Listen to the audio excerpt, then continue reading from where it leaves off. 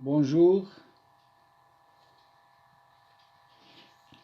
nous allons aujourd'hui commencer un nouveau thème concernant les moteurs thermiques. Et par conséquent, nous allons produire deux enregistrements vidéo. Le premier concerne l'analyse structurelle et fonctionnelle, c'est la partie numéro 1, et le second concerne le calage des moteurs avec l'analyse des différents circuits électriques de lubrification et de refroidissement. Comme vous le voyez, un moteur thermique est un système complexe composé de plusieurs pièces qui assurent des fonctions bien déterminées. Ces pièces interagissent entre elles afin de permettre au moteur de jouer un rôle essentiel, celui de la transformation d'une puissance thermique en une puissance mécanique. À travers cette présentation, nous allons essayer donc d'atteindre les objectifs suivants tout en capitalisant un certain nombre d'expériences. Donc la première partie va permettre de connaître le rôle des moteurs thermiques et leurs composantes, d'identifier les différents organes de guidage et de transmission de puissance, de connaître le cycle thermique à 4 et 2 temps des moteurs à explosion et de maîtriser le principe de la combustion interne aussi bien des moteurs diesel que des moteurs à essence. Par contre, la seconde partie relative au calage des moteurs et l'étude des différents circuits se fixe comme objectif la maîtrise du circuit électrique, à savoir l'allumage, démarrage et recharge de batterie, la maîtrise du principe de la distribution, à savoir la synchronisation des mouvements des pistons et des soupapes, la maîtrise du calage des moteurs thermiques et enfin la maîtrise du principe de la lubrification et du refroidissement des moteurs. Nous commençons par une mise en situation dans laquelle nous allons positionner le moteur au sein du véhicule.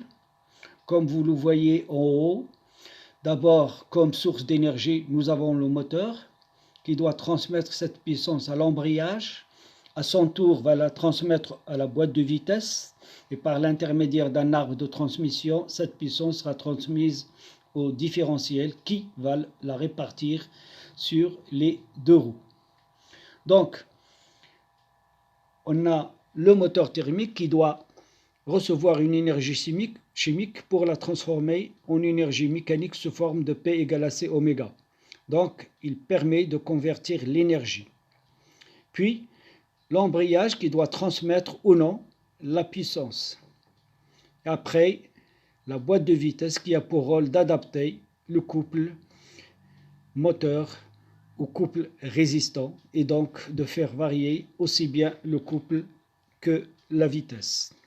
Puis après, donc le différentiel qui permettra de répartir le mouvement au niveau des roues à droite et à gauche avec des proportions bien déterminées en fonction du besoin. Donc, cette complexité nous conduit à connaître petit à petit les différentes composantes essentielles d'un moteur thermique. Donc, comme vous le voyez sur la coupe de droite, nous avons le bloc moteur, au-dessus la culasse. À l'intérieur du bloc moteur, on va loger et guider en rotation le vilebrequin. On va guider en translation les pistons. Et donc, on a un système d'embiellage composé de pistons, axes de pistons, bielle et vilebrequin. Au-dessus, la culasse dans laquelle on va retrouver la bougie ainsi que les deux soupapes, l'un d'admission et l'autre d'échappement. Donc, cette analyse structurelle nous conduit à mettre en place une chaîne cinématique de distribution double arbre à cam. Donc, cette distribution nous permet justement de synchroniser le mouvement des deux arbres à cam avec celui du vilebrequin. Sur cette vue, nous distinguons le système de transmission de ce mouvement basé sur l'utilisation de poulies courroies crantées. On trouve aussi d'autres systèmes basés sur l'utilisation des pilions et chaînes. Les arbres à cames, en général, ils sont situés sur la culasse en haut, mais parfois on peut les retrouver au niveau du bloc moteur tout en bas. Et dans ce cas-là, on a des tiges qui vont transmettre le mouvement de l'arbre à cames vers les culbuteurs qui, à leur tour, vont agir pour pousser et comprimer le ressort afin d'ouvrir les soupapes d'admission ou d'échappement. Donc, nous allons voir en détail l'ensemble des composants. On avait dit que les deux parties essentielles, c'est le bloc moteur et la culasse. Donc, le bloc moteur, on trouve les pistons, les bielles et le velbrequin. Dans la culasse, on trouve les soupapes, l'arbre à cames, ainsi que les bougies. Donc voilà un ensemble de pièces extrêmement important, très déterminant, qu'on doit absolument connaître et savoir identifier à tout instant. Regardons en détail cette vue éclatée d'un moteur thermique composé de plusieurs pièces. Donc parmi ces pièces, on trouve celles que nous avons citées précédemment, mais d'autres pièces aussi. À part le bloc moteur, la culasse, le velbrequin, l'arbre à cames, les pistons, les bielles, on va retrouver à ce niveau-là les culbuteurs, le système de transmission pignon-chaîne pour la distribution, une pompe à huile, une crépine, un allumeur, c'est la pièce 6, 7 sont les bougies, 3 les soupapes, les ressorts des soupapes 26, le carter supérieur d'étanchéité au-dessus, c'est le 29, c'est le cache-culbuteur, et le carter inférieur, celui de décantation d'huile avec son joint. Sur l'arbre à cames, au niveau de la sortie, on trouve un volant d'inertie qui est une roue dentée qui est liée au velbrequin. Et nous avons bien sûr le joint de culasse inséré entre la culasse et le bloc moteur, c'est la pièce numéro 25, ainsi que d'autres pièces que nous n'avons pas citées.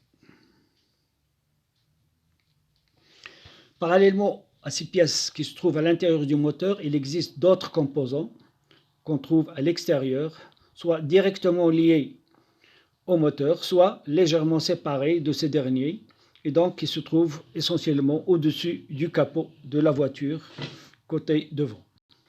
Pour les moteurs à essence, et donc ces derniers se distinguent par le fait que on a une pompe à essence, on a un carburateur, on a une bougie d'allumage, on a une bobine et une distribution. Alors que pour les moteurs diesel, au lieu d'avoir une pompe à essence au carburateur, on a une pompe d'injection. Au lieu d'avoir les bougies d'allumage, on a les bougies de préchauffage, comme on a aussi les injecteurs. Parallèlement à ces pièces, on retrouve un ensemble de pièces qui sont communs entre les moteurs diesel et à essence, à savoir le radiateur, la batterie, la pompe à eau, l'alternateur, le démarreur, etc.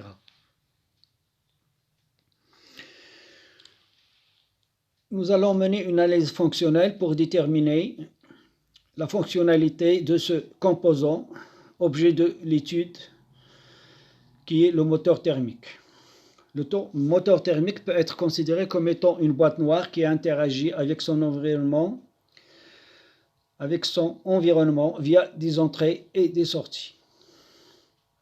On a une entrée principale et une sortie principale, comme on a des entrées secondaires et des sorties secondaires. Comme entrée principale, on a l'essence et l'oxygène, ou le gasoil et l'oxygène, qu'on va donc considérée comme étant une source d'énergie chimique, qu'on va transformer cette énergie chimique en énergie mécanique sous forme de P égale à C oméga au niveau de la sortie.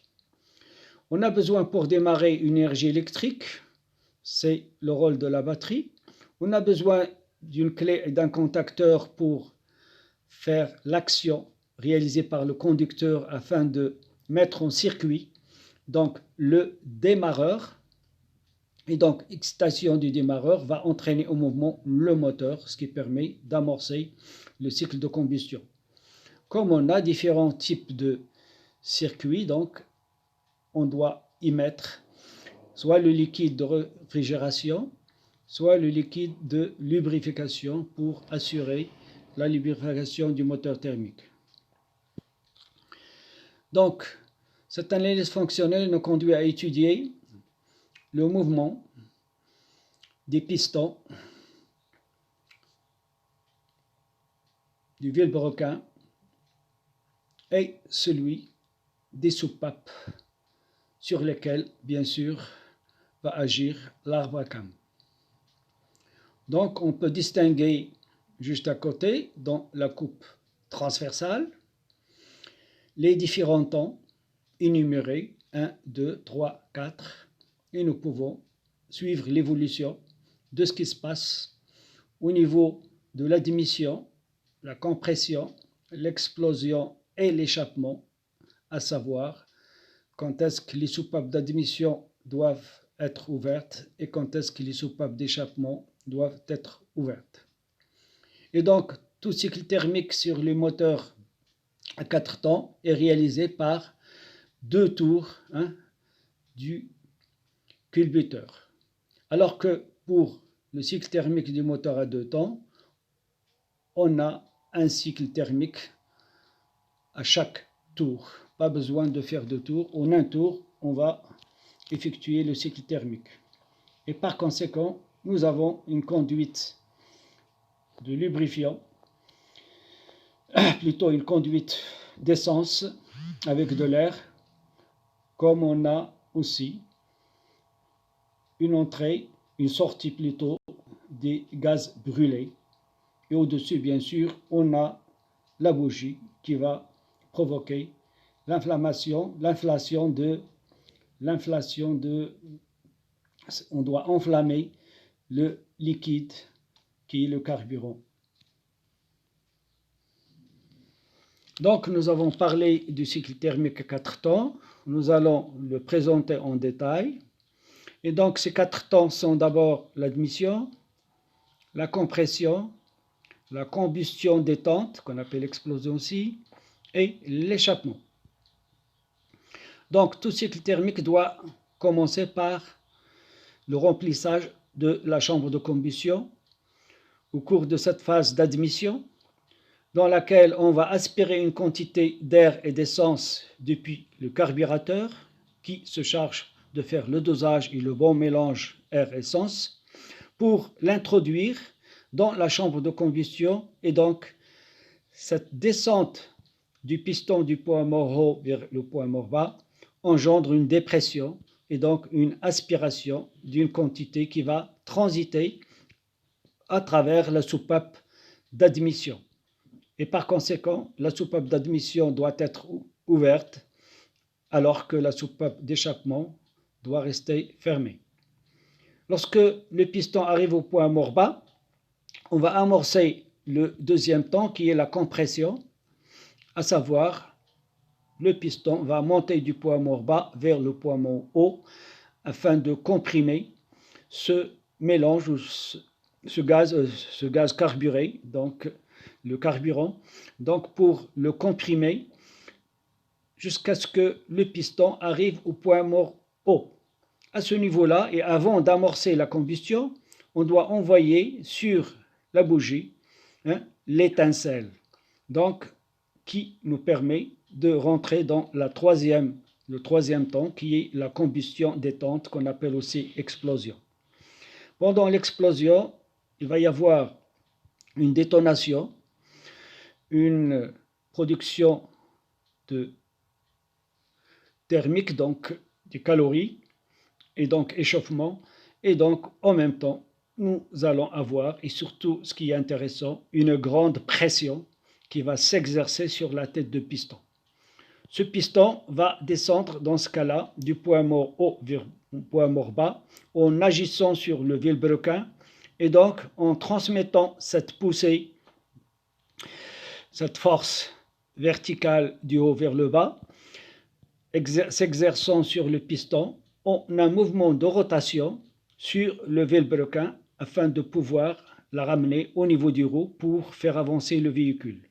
Donc, si au cours de cette phase de combustion détente, qu'on récupère la puissance nécessaire pour faire avancer le véhicule. Pendant toute cette phase-là, les soupapes d'admission et d'échappement doivent rester fermées afin de réaliser une bonne étanchéité et avoir un bon rendement au niveau du travail fourni par l'explosion.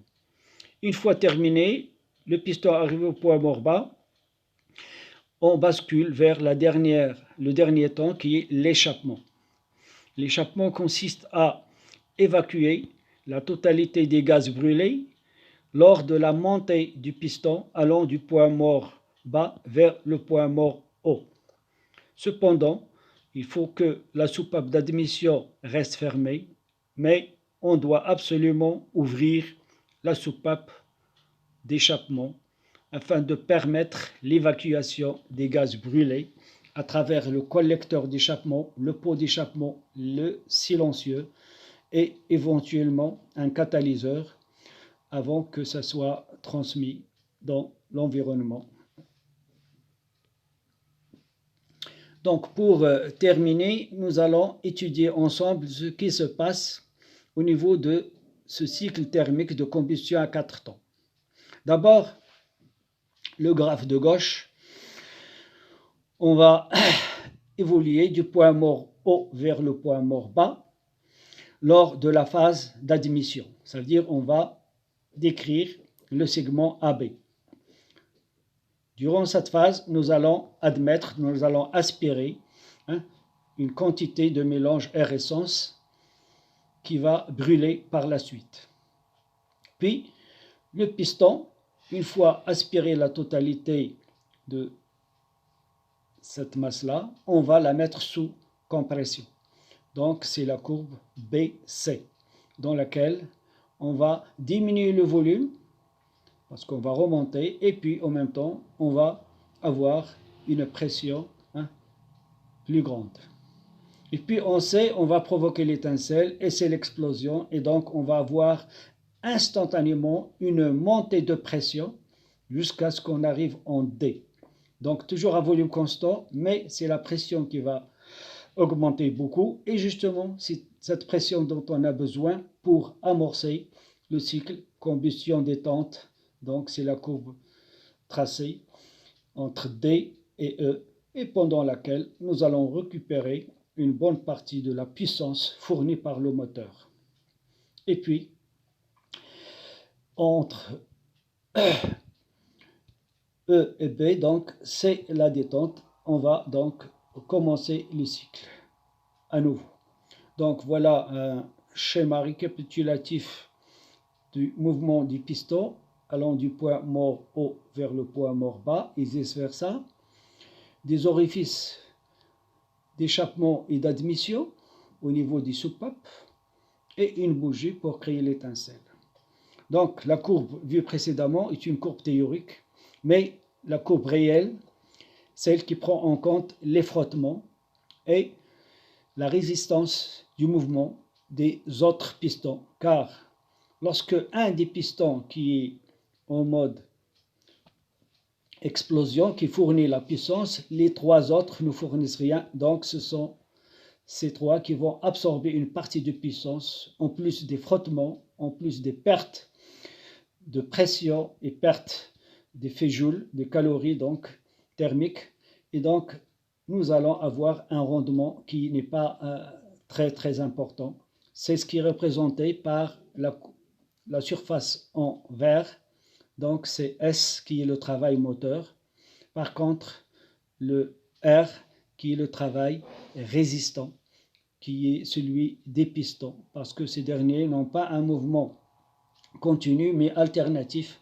Donc ils subissent continuellement des accélérations et des décélérations, ce qui fait que leur vitesse change rapidement, sachant que au point mort haut, au point mort bas, les vitesses s'annulent et au milieu, nous avons la plus grande vitesse. Donc, on s'arrête là pour la première partie et je vous rappelle le contenu de la seconde, à savoir la deuxième partie s'intitule Calage et moteur du moteur et analyse descriptive et fonctionnelle des circuits, dans laquelle nous allons expliquer comment on doit régler un moteur, faire le calage, parce qu'on est obligé lorsqu'on change la courroie et la distribution, si on ne fait pas attention pour repérer, on doit savoir faire le calage pour retrouver la bonne position.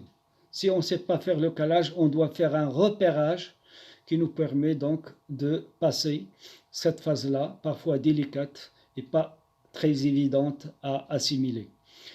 Comme nous allons passer en revue une analyse descriptive et fonctionnelle des circuits électriques de lubrification et de refroidissement. Je vous remercie pour votre attention et vous donne rendez-vous pour la seconde partie.